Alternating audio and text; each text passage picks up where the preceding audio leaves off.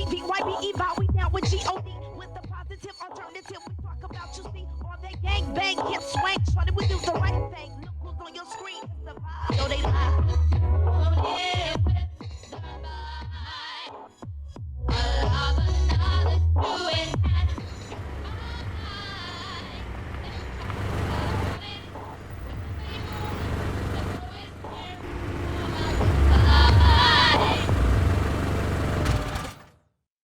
What's up, y'all? It's your boy, Mr. 217.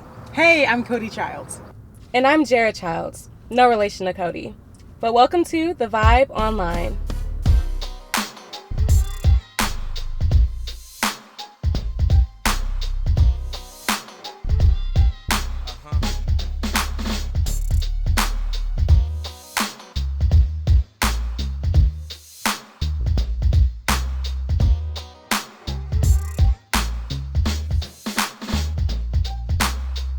It's summer 2020. You know what that means. What?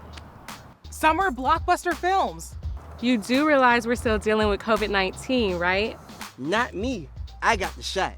Yeah, okay. But for those of us still practicing social distancing, we have a show for you. Fresh air and entertainment are at an all-time high. And so are drive-in movie theaters. Right now, we are at Starlight Drive-In Movie Theater off of Moreland Avenue, located in Atlanta, Georgia. Starlight was already a popular drive-in pre-pandemic. However, I think this is about to become the place to be as Hollywood sets to release new films. You're so right, Codi. And I know that the Movieguide will be watching and rating most of them. Let's take a look. What's up, guys? You're watching the VYBE Online, and I'm your host, Jarah Childs. Today we'll be talking with the publisher of the Movieguide, Mr. Ted Baehr. Hi, Jarah. It's great to be with you today. I'm Ted Baehr, and as you know, I'm the publisher of Movieguide.org and the chairman of the Christian Film and Television Commission. The Movieguide started in 1985 and the Christian Film and Television Commission in 1986. Can you briefly tell us what motivated you to start them? Because my father was cute. He was a movie star, and a couple of women who had come to Christ through Billy Graham. One of them had her eye on him, and the other ones would take him to these Christian events hoping that he'd be converted. He'd take me to protect him. And finally, one of the women said, "You don't like these Christian events?" And I said, "No, not at all." And she said, "Why don't you read the Bible and tell me what's wrong with it?" I had just financed 5 feature films, which one of them was Oliver Stone's first film, which was very sleazy. So after 6 months of protesting, I read the short part, the New Testament. Halfway through Matthew, my life changed. I said, "This is different than I expected." By going to Dartmouth and Cambridge and all these places, I got converted. Jesus reached out to me. God put a passion on my heart to change the whole industry. So 2 things that we do. One of them is to help Hollywood people, but 2, just like the old church film office, we want to show that there are a lot of people who want to support the good. So Movieguide is aimed at helping people support the good and reject the bad and teaching families discernment. We don't tell people what to do, how to do it, when to do it. We let them be the judge. We put the information, we look at movies in terms of 150 criteria, and we help people make wise decisions, and Movieguide has grown phenomenally. The VYBE featured the Movieguide on the December 1996 show. The producers took a tour of your Atlanta office and interviewed your staff. And now, 24 years later, you're in California and have a website, Movieguide.org. What other changes have taken place? From the time we started Movieguide, the growth was phenomenal. We started really reviewing movies for a friend of mine who owned a theater in Atlanta. We started doing it for a little Christian station. When they changed their format, we went to a CBS station. We grew to do movie reviews on a big network, and it just kept growing beyond our wildest dreams. So we started a Hollywood division. We started giving out awards, becoming sort of the Christian Oscars in 1992. And we decided doing that at long distance was difficult, so we moved out to the Hollywood area. We're about 45 minutes from Hollywood in a little backwater, and which is growing phenomenally. And we moved out to the Hollywood area to start being more of an influence out here. And since then, we've grown from having a little office in a cottage to having a big brand new office that my wife designed, and to doing a lot of good work. April 6, 2020 marked the start of Codi, a 10-minute or less Hollywood quality content for mobile devices. Do you think you'll review films and other non-scripted content on this new platform? Quibi contains a lot of salacious, bad content that Christians won't want to see. And the short form is not really what people want, so it's not doing well at all. People want to get immersed in a movie. They got to get wrapped up in a movie. They'd rather see The Avengers, which always has some positive moral statements, and even Captain America's making some positive statements about God. So people want to see good movies. They want to see bigger movies. And in fact, the biggest movies are usually the animated movies, which have a lot of good contact with them. Last year, there were 3 major animated movies, and they were about getting married. They were about having a beautiful home. They were about making a difference. They're about taking the kingdom back from the bad guy, from the devil figure. So all of those were really good. Your annual report to the entertainment industry provides the best 10 family-friendly and 10 morally edifying mature audience films of the year. Can you provide the VYBE Online with any films that our audience should watch? There are a lot of great movies that have been our winners that you should watch. Probably one of my favorite was 2 years ago, the best family film, Boss Baby. It was amazing. It made over $500 million eventually. And it was about babies are created in heaven, and we believe that. And people are having less babies. And of course, that's happening. We all know that. There's a demographic winner. So God sends this little cherub angel down to find out why. And he stays at the house of a person who works at Puppy Co., where, of course, they're not telling people to buy puppies instead of babies. But lo and behold, who's running Puppy Co.? It's a fallen angel with horns. It's the devil. We know that immediately. So you have the Holy Spirit in there. You have a lot of funny things which reflect a very strong biblical worldview. And then The Grinch does the same thing. Every year there's been movies like that. Last year, How to Train Your Dragon, a Lego movie, 2, all of those movies have had good faith and values in them, even marriages in them, even positive statements. So go to movieguide.org to find out more movies that are good and positive and uplifting. They come out all the time. Is this an opportunity for more Christian films? Every day is a call to each of us that I want to make more Christian films. Now let me define that.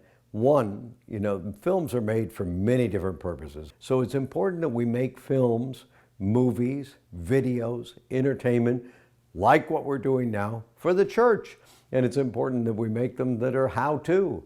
It's important that we make devotionals to pick people up. And it's important that we make bigger, broader films that entertain people so that they want to see. Some of the greatest entertainment of all time was done by Christians like Dante and Shakespeare. So you want to reach all levels. Not everybody is going to be called to do feature films.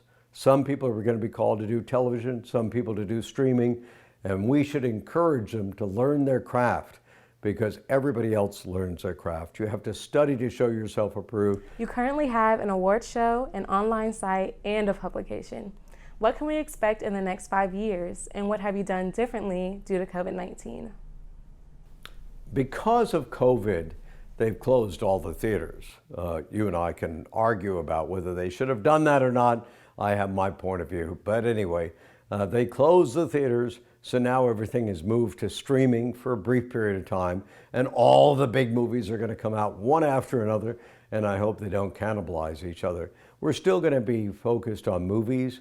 We're now doing more streaming. We now have a site for Movieguide Premiere for great movies from the golden age of Hollywood. We have a site for kids, Kids Corner, so that you can watch great movies with your kids and television and entertainment. We're trying to build Movieguide to reach more people to meet your needs. We also publish a lot of articles on parenting and how to teach your children to be media-wise, so you don't have to nag them all the time, so they want to choose the good and reject the bad. So we're here to serve, and we're going to be here to serve as long as Movieguide is around. The Movieguide has come a long way. From Georgia to California, their mission remains the same. Redeem values of the entertainment industry according to biblical principles by influencing industry executives and artists. Wait, where's Mr. 217? Man, y'all know I'm always working on something. Right now, I'm trying to cast a few actors for my next film.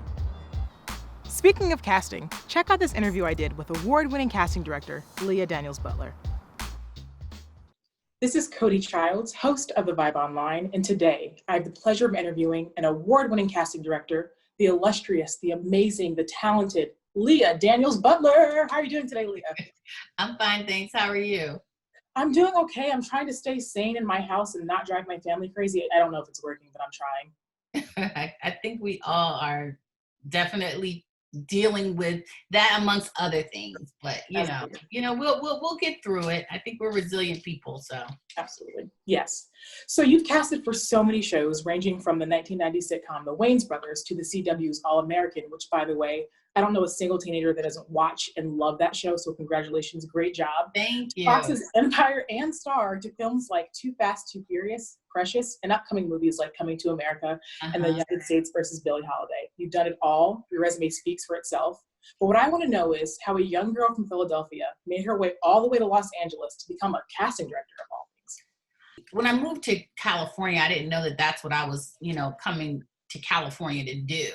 I moved at an age where I just knew from Philadelphia, I just knew that I wanted something different. Like, I didn't want to, there were so many of my peers, my friends that got caught up in, I'm not going to say a system, but just caught up in doing the same sort of things. And I knew what I wanted, and I wanted something different for myself and for, my kids. So with that being said, was casting something that you knew about, that you had a lot of, interest in, had a passion for? How did you know that that's what you wanted to do? I didn't, casting sort of just stumbled in my lap. It wasn't like, hey, when I get out here, I'm going to be, casting is what I'm going to do. So when I came to California, I was like, okay, well, with the skills that I have, what can I do? And I remember my first interview as a manicurist. I was at a salon. And this is probably the first time I even tell anybody this. Okay, scoop, inside scoop. I had an interview at a salon, and they were the chairs that they had. It was like this new sort of chair that I had never had. It was like the chairs that they use now. But at the time, I didn't know that they had to be over I was used to doing it in like a, little bucket. I wasn't used to, this fancy jets, water spurting out. So I remember not having the water high enough, and it just got everywhere. And I remembered, I know how to do nails. Till this day, I will still pop a manicure out on somebody. But I remember not knowing how to use that machine and thinking, okay, I don't think I'm gonna be able to do nails out here. And they were there was a nail salon on every corner, and it wasn't it wasn't as personal as it was in Philadelphia. So I said, okay, well, let me try something else. And my brother at the time, he was a manager. He still had Leah Daniels Entertainment, but he was a manager. He wasn't necessarily producing or directing at that time. It was strictly managing clients. And he had a friend who was a casting director, and he introduced me to her, which is Kim Harden and Jackie Brown. At the time, they were two of the biggest Black casting directors in Hollywood. And so they just pulled me under their wing. I was fortunate enough because when I came in, I didn't necessarily have to intern. It was on the job training with Kim. She really just molded me and helped me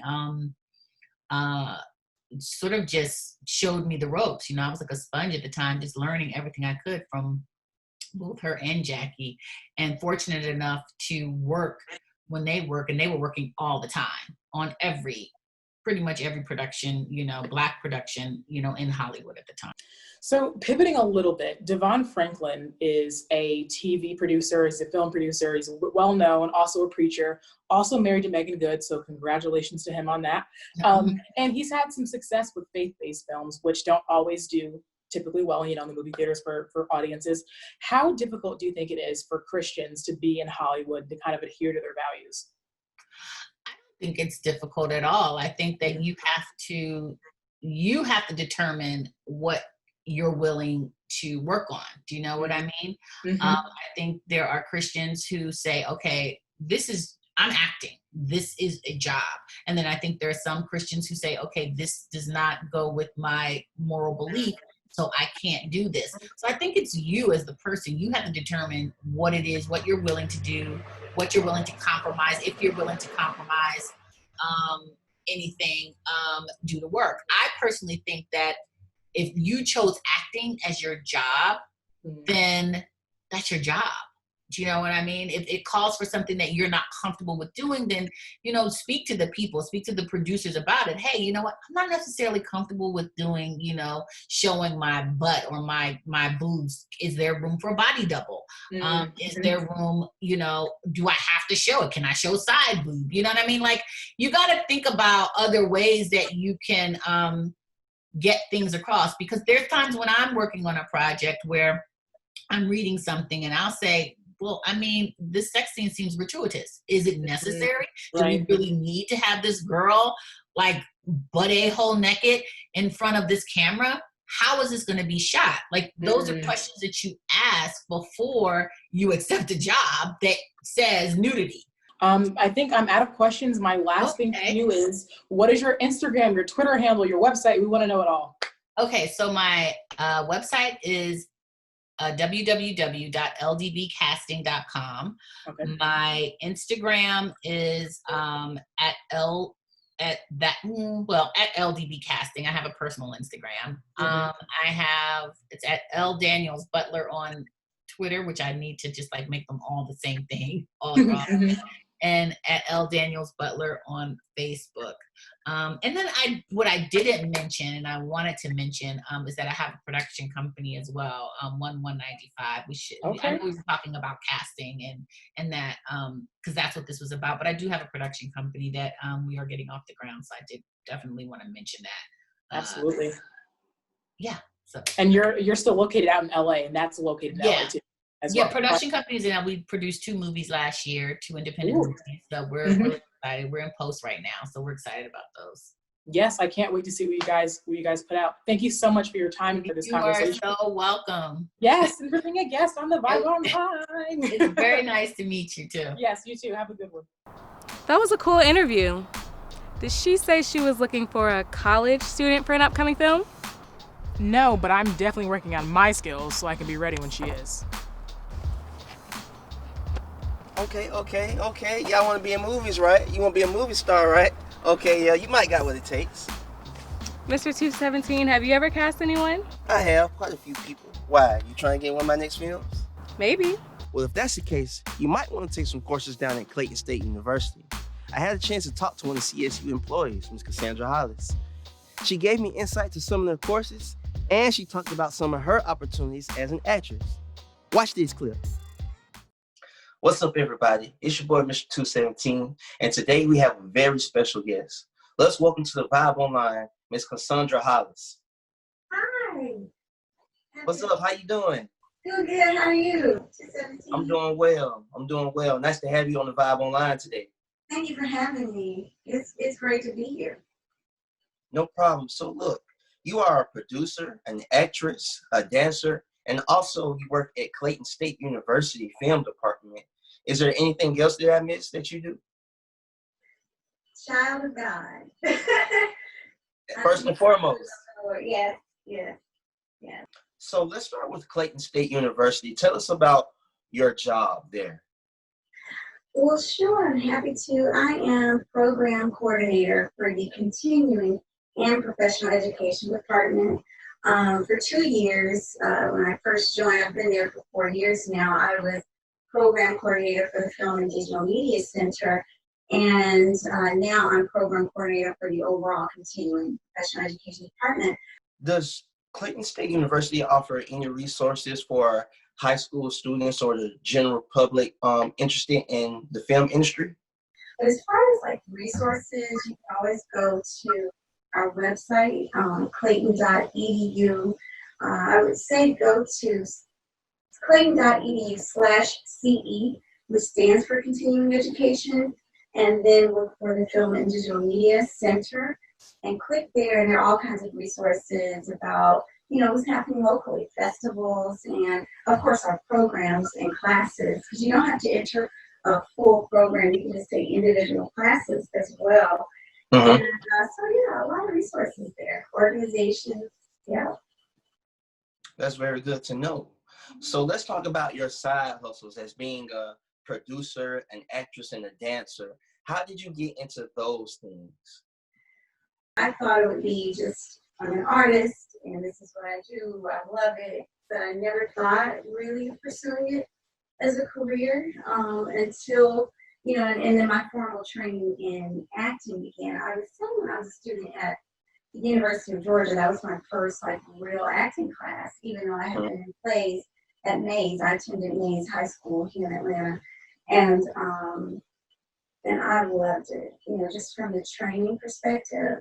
And so, you know, I'd done things as a child. I knew it. I loved acting, you know, from the perspective of I had like 30 Barbie dolls and I would give them different roles, you know, that kind of thing. But I really connected it when I took my first acting class. And so long story short, you know, my career aspirations, I thought, well, not I thought, but they were kind of in the communication, television, production side of things.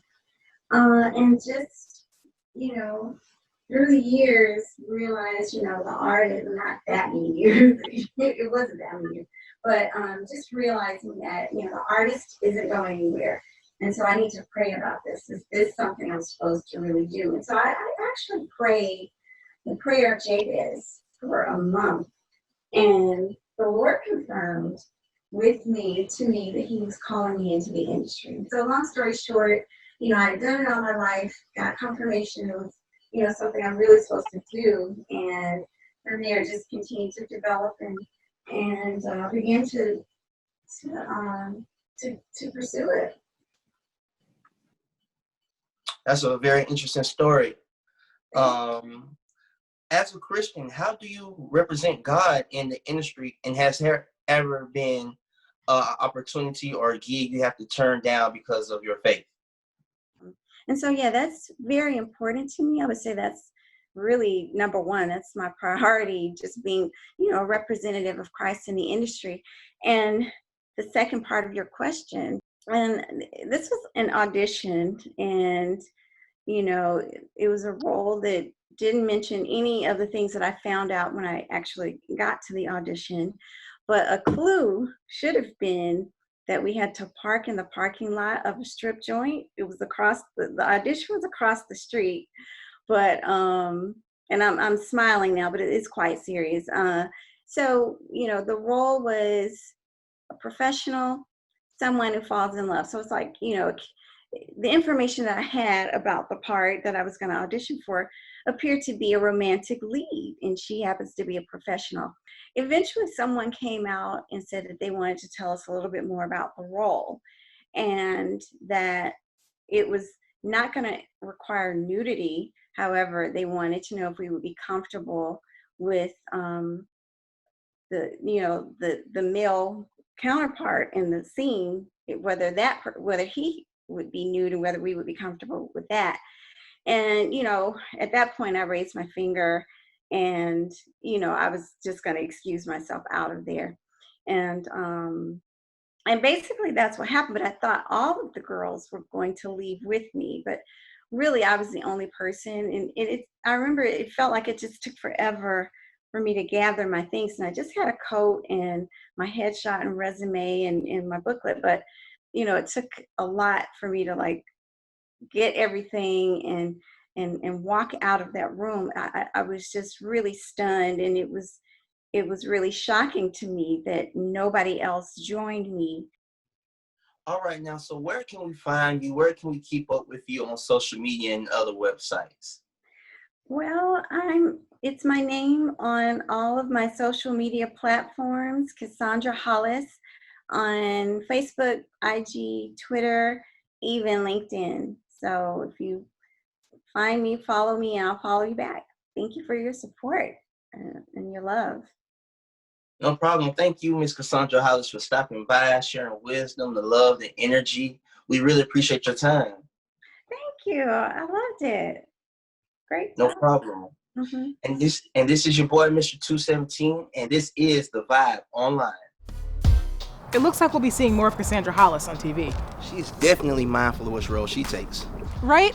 It's like Leah Daniels-Butler told me, if you're ever uncomfortable with a job, you can try to talk to the people in charge. They may respect your concerns. Definitely. Don't feel forced to do anything you don't agree with. Be strong and be courageous. The Bible has several passages about strength and beliefs. Speaking of beliefs, I believe it's time for me to go, so I'ma holler at y'all, all right? Y'all hold it down. What's the rush? Yeah, like we're almost done. I'm gonna be back before the late night show. Y'all hold it down. Just like that, he's gone, that's it. Yep. And we've got to go too. But we'll be back.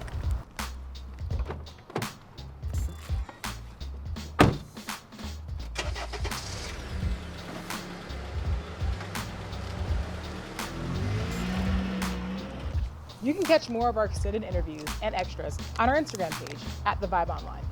And don't forget to subscribe to our YouTube channel and visit our website, thevybeonline.com, to see what we have in plan for you for the next The VYBE Online. Bye.